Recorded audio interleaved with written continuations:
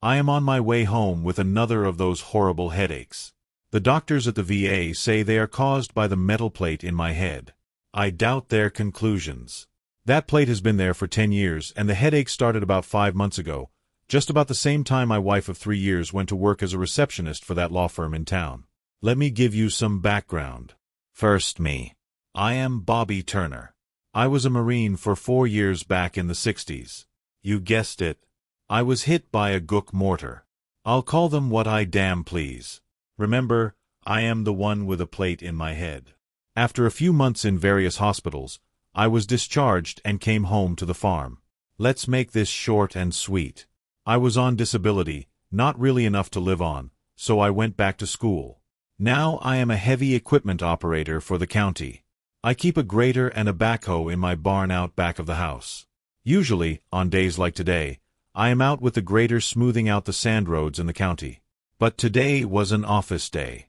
That's what we called sitting in a classroom going over all the new federal, state, and county regulations. I sat listening for about 2 hours when I decided I had to lie down. My boss was aware of my medical condition and did not object when I told him I needed to leave. Like I told you before, I do not think these headaches are caused by that plate in my head. There is a disturbance in the force. 6 months ago, my wife decided she wanted to go to work. I objected.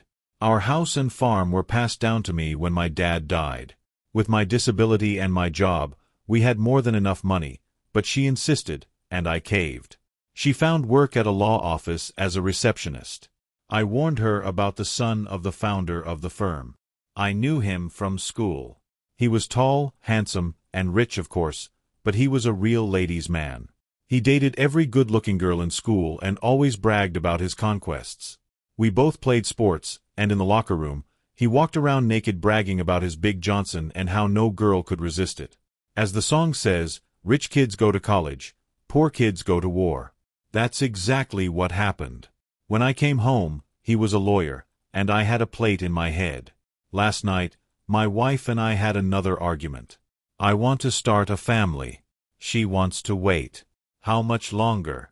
She is uncertain, but she keeps looking away when we talk.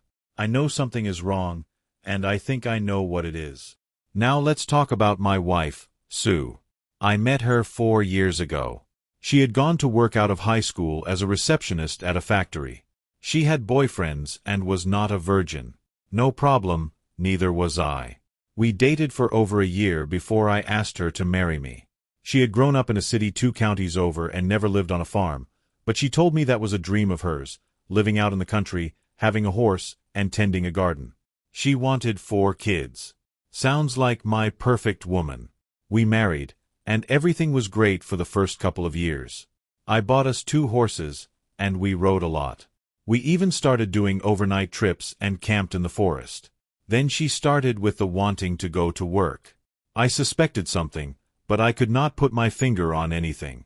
I want you to know that I am 6 feet tall and weigh 190. I try to stay in good shape, and I am considered good-looking. Sue is 5 foot 8 inches tall and about 115 pounds. Blonde hair and blue eyes and nice 34B breasts that are very sensitive. We both drive nice cars, me a Ford truck actually. Like I said, I feel the disturbance getting stronger as I approach our farm. I see the reason as I turn the corner. That attorney's blue Corvette is parked in front of my house. I cut the engine and coast to a stop. In my glove box is a 1911 Colt .45. I take it out and chamber around. This thing ends today. I go through the side door and ease into the den. I hear them in our bedroom. I start down the hall when I see a letter addressed to me on the coffee table. Quietly, I pick it up and read. Bobby, I want you to know that I did once truly love you, and I am sorry about all this. But it is what it is. I met Paul about 8 months ago while shopping at the mall in Memphis. He took me to lunch and we had a few drinks. All those stories about his Johnson had me intrigued. We ended up at a Ramada Inn. I was hooked. When that job opening came up at his office, he got me hired. We spent a couple of days a week being intimate, either in his office or at his house. Those late nights and Sunday afternoon shopping trips were spent with him. We fell in love. Now he has to go to Miami to deal with a client, and he invited me to go with him. When we get back, I will file for divorce and move my things into his house. We will be gone for about a week, so that will give you time to cool down. I know how hot-headed you can be at times. Bobby, I am really sorry to hurt you like this, and I really did love you. Please try to understand. She is about to find out how hot-headed I really can be and how I will never understand. I sneak down the hall and stand at the bedroom door. Paul is on top of her for all he is worth.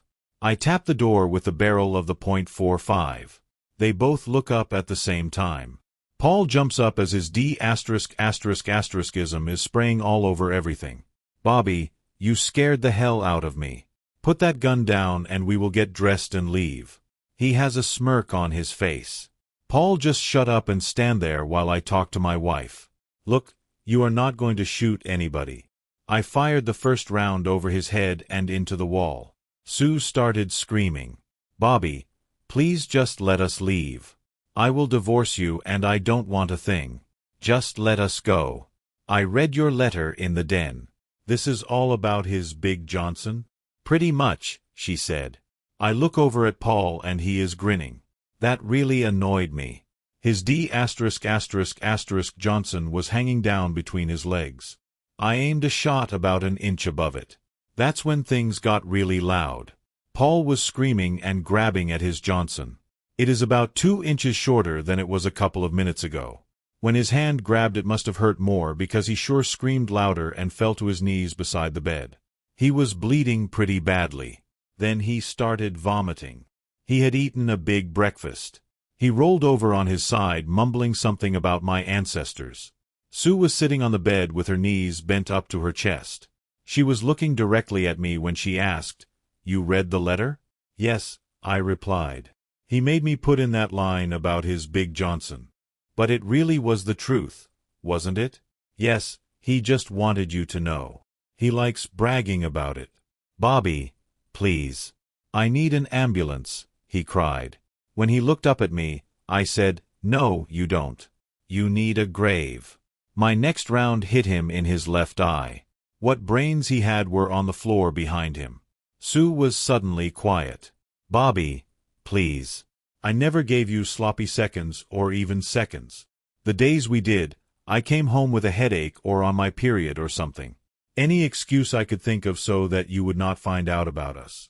What's this cheating woman thinking? Maybe that I will forgive her and we'll live happily ever after. As she smiled, I smiled back at her and said, "Thanks." My next shot hit her in the forehead.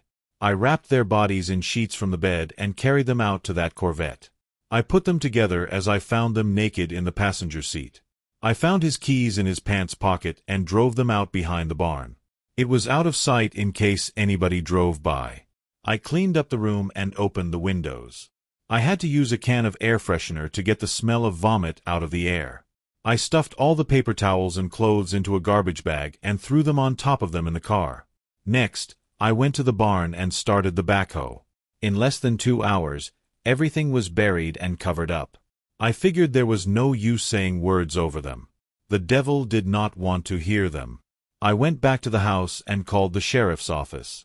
I got Sheriff Parker on the phone and explained that I had found a letter that told me my wife was running off with that attorney, Paul. I asked his advice on what to do. Look, Bobby, call a divorce attorney and get things rolling. When they get back, get them served. It's best to get out in front of things like this. I hung up and called an attorney in the next county. I made an appointment for the next day. I took the letter with me and she made copies. It was in Sue's handwriting, so it was made an exhibit. She would have the papers ready when they returned. I packed everything of Sue's up in plastic garbage bags and set them beside her car in the garage. The next day, I was back grading roads in the county. The force was back to normal. Well, you guessed it. They did not return for a week. In 10 days, I was getting calls from the law office wanting to know if I had heard from my wife. Then about 2 weeks later, the sheriff's office sent a detective out to take a statement. I referred him to my attorney. I showed him all of Sue's crap sitting by her car waiting for her. I never heard from him again. It was about a month later that the feds came by one night after I had gotten off work. They had some interesting questions. Do you know a Jose Gonzalez? No, should I? I replied. How about a Manuel Gonzalez? Him either. What is this all about? The client Paul was on the way to see in Miami was Jose, who is Manuel's father.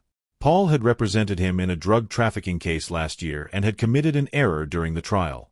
He asked a question he did not know the answer to, and it opened a can of worms for his client, Manuel. He was found guilty and sentenced to 50 years in federal prison. Jose wanted Paul to represent his son on an appeal. That should have been a red flag, but Jose wired $100,000 to Paul's firm's account and asked him to come to Miami to discuss the case since he was sick and could not travel. Like an idiot, Paul thinks he is going to get more money for a big appeal, and he decides to take your wife, who he had been having an affair with for almost a year. Paul filled up his Corvette in town. We know this because he used his credit card. We think he then came out here and picked up your wife, and they started out for Miami. We cannot find another gas receipt, so the Colombians must have got to them before they stopped for gas or to eat. That's what we figure anyway. What does this Jose have to say about it? Nothing. He went into a hospital about a week after they disappeared, and he died 6 days later. We never got to question him on the matter. Well, I guess that means I can get rid of all her stuff. I have it in garbage bags in the garage. You are welcome to look through it if you want. That will not be necessary. We would like a copy of that letter she left just for our files. No problem, I replied. I found them a copy of the letter and they left. That was over 30 years ago, and I have not felt a disturbance in the force since the day I buried Sue and Paul under what is now my hog pen. And that's the end of today's story. If you enjoyed it, please give this video a thumbs up and drop a comment below. Your support helps the algorithm push my content further. If you're new to the channel, don't forget to hit that subscribe button. It really helps me keep creating more stories for you. Thanks for watching, and I'll see you in the next one.